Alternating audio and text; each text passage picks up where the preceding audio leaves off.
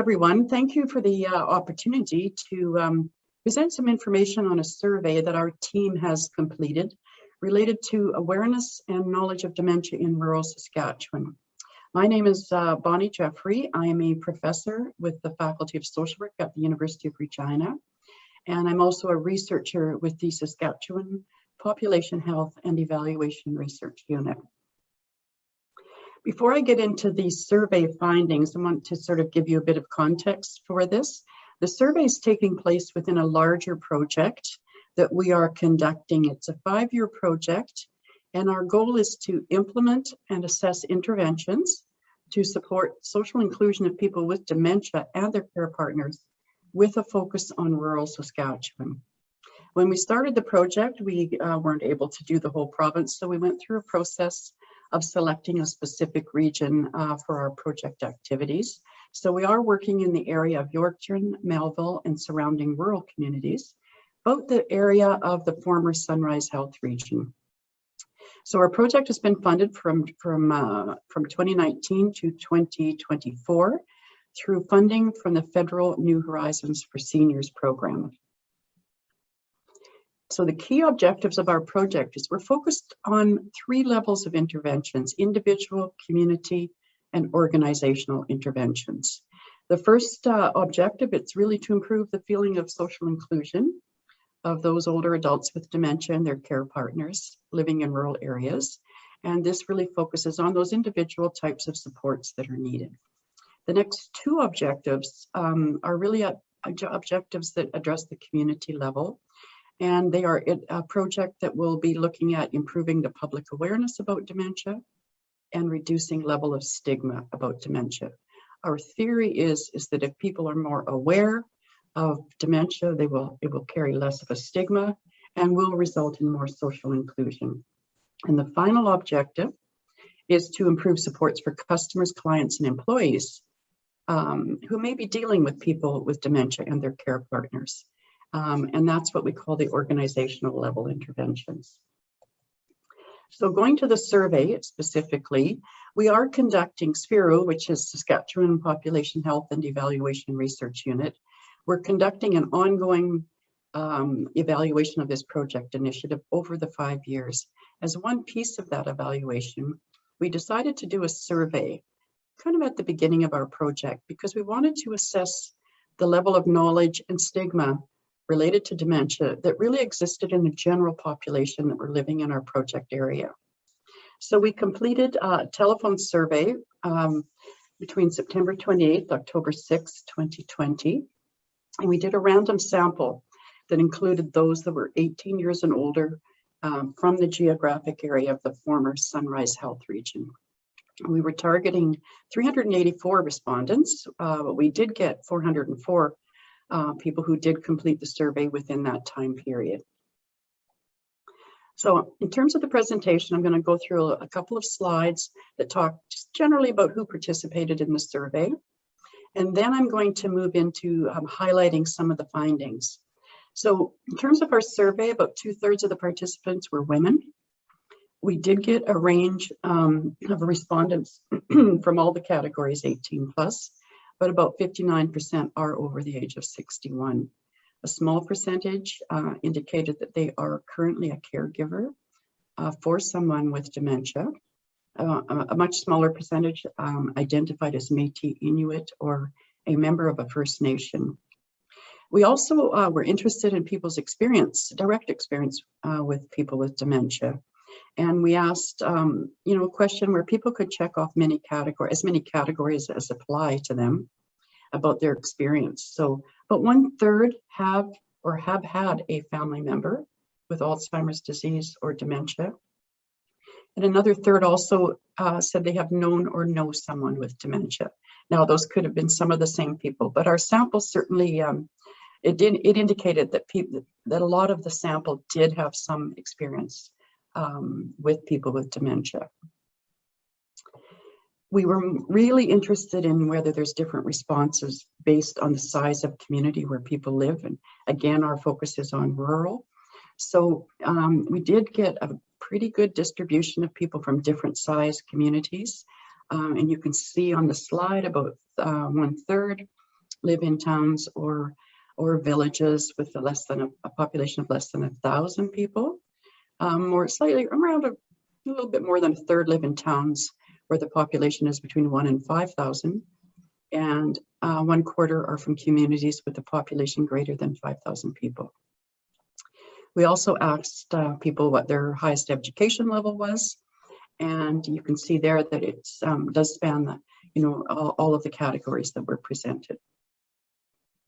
So now, in terms of getting into the findings, I'm going to have slides that really capture some of the highlights, and then the following slides will provide all the detail. I won't go through the detailed slides because of time, but this PowerPoint will be available to you, and you can feel free to take a look at those details at a later point. So, of course, one of the things we wanted to know was, what is the level of knowledge about dementia or other Alzheimer's disease or other forms of dementia? So we asked people to rate their own knowledge. How knowledgeable do you think you are? And about 3/4 indicated they were either knowledgeable or somewhat knowledgeable. So for those that are knowledgeable, it's only about 1/5 of our sample who said that. The other ones, they're somewhat, so it would indicate a little bit of knowledge about the area. There was a difference in knowledge level, self-rated knowledge, depending on community size. And you can see on the next bullet there that only about 7.2% of those living in very small populations, under 499 people, indicated they are knowledgeable, compared to those where about 1/5 of those living in larger centers or larger communities indicated they were knowledgeable. The second piece that we asked around this issue of knowledge is people's awareness and knowledge of the 10 evidence-based warning signs that we discussed with the Alzheimer's Society of Saskatchewan. So this was what we call an open-ended question. The list wasn't provided to people. They were just asked, do you know what the warning signs are of Alzheimer's or dementia? And the most frequently cited warning sign, where about 1/3 of the people commented on memory loss that affects daily function. This is common. Most people do tend to know that sign. Disorientation was cited by about 11% of the responses. But I think the important point here is that of those 10 warning signs, the majority of respondents really only knew 2 of them. So this is an example of the detailed slide. On each of the detailed slides, I put the question that was asked in the telephone survey. And then for each of the questions, we've broken down, we've done the overall in the donut circle, and then we've broken down the responses by age group, gender, and community size. So we've done that consistently throughout.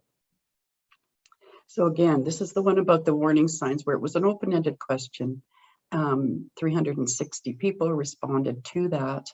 And you can see, where the findings were that we looked at. Sorry, 965 responses, but people can give more than one response. The second area, a question that we asked is, do you think people can live well with Alzheimer's disease or dementia? So the majority of those responding either strongly agreed that people can live well, about 1/4, or they can also somewhat, over half of them. So there was some sense that yes, people can live well with dementia. And it was pretty consistent across the different size communities. At least 1/5 of those living in the different size communities strongly agree with that statement. And the lowest response was again in communities with a population of less than 499, but it wasn't that far off the 1/4. So again, here is the detailed slide that you can take a look at later with the question that people were asked on the survey. The next question we explored with people is, how confident are you in interacting with someone with Alzheimer's disease or dementia? We do know from the work we have been doing, as many of you would know, that sometimes people are quite uncomfortable interacting with someone they may have known for years once they find out that there's been a diagnosis. And we do hear from people with lived experience of dementia that this can be a very socially isolating sort of experience for them. But so in this one, it's interesting. The majority of respondents either strongly agree or agree that they are confident in interacting. So that's, 80-some%. So people, their own self-assessment is, yes, I feel very confident, right? About half of those living in different sized communities strongly agree. There's a smaller percentage of those who strongly agree in the communities with a population between 500 and 999.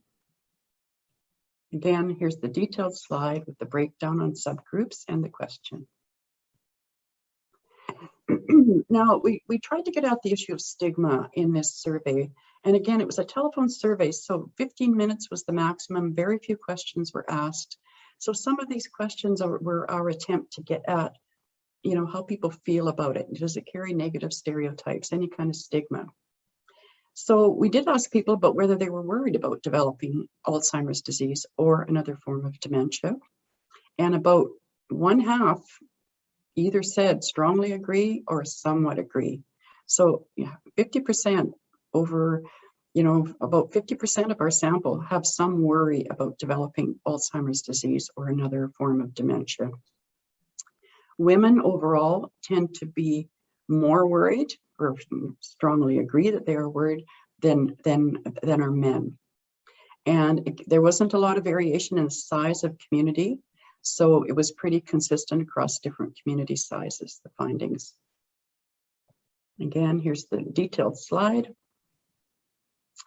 For those who said they were worried, we said, well, what is it that worries you about developing dementia? And this was an open-ended question.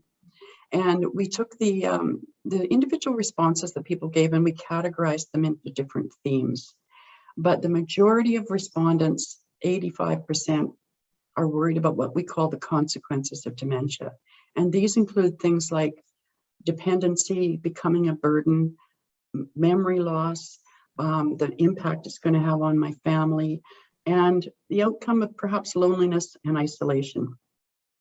There was a smaller percentage who also identified what we called being at risk of dementia and concerns over the coping resources that might be there for them. But clearly, the largest category is around the consequences. So this is these open-ended questions where people could just give whatever response that they wanted. And this gives you a little bit more detail about how we categorize different types of responses into those three areas. Again, trying to get at the question of stigma, we asked people about, do you think it's harder, easier, about the same, to share a dementia or Alzheimer's disease diagnosis compared to sharing a diagnosis of other conditions like cancer and heart disease? 1/3 of the overall sample said that they believed it's harder to share a dementia diagnosis. And so we did ask then a follow-up question about why do you think it's harder? And the majority of the reasons for reluctance to share this diagnosis are related to factors around stigma. Over half of the responses were items that we would categorize as stigma related. And there were certainly other reasons given, not the same percentage, but what we call disease related factors. And there was a smaller proportion that cited limited public knowledge about the disease and denial of the disease. So again, here's the question that was asked. And then the follow-up question is, for those who said it was harder, we asked an open-ended question where they could give their own response. We took those responses and we categorized them into the three categories that you see there. So you can see under stigma, some people actually said stigma, but some of the other items that people raised were flags around stigma. It's that it's becoming socially isolated, it's not socially acceptable, there's this negative stereotype, people are embarrassed about having the disease. Some people see it as a mental illness, and that carries a negative stereotype. And then, of course, people did actually say, because there's a lot of stigma associated with having the diagnosis. So that brings me to the end of our findings, but just some summary of the key findings. So Enhancing social inclusion of those with dementia and their care partners does include attention to raising public awareness of the disease. So we do think that there is a connection there. We also, from our findings, that there certainly is stigma related to the disease, and thinking that this could be addressed through increased public awareness. If people are more comfortable with knowing more about the disease, they may be less fearful of it, and that fear will maybe remove some of the stigma that is attached to it. And the other thing that we think is important from this survey is that it's important to consider reaching out to rural communities of different sizes to think about the best methods of raising public awareness in those communities, so that there may be consideration given to really making personal contact in those rural communities around helping them to understand more about Alzheimer's disease and other forms of dementia. So the last two slides I have here is we would really invite you to follow us.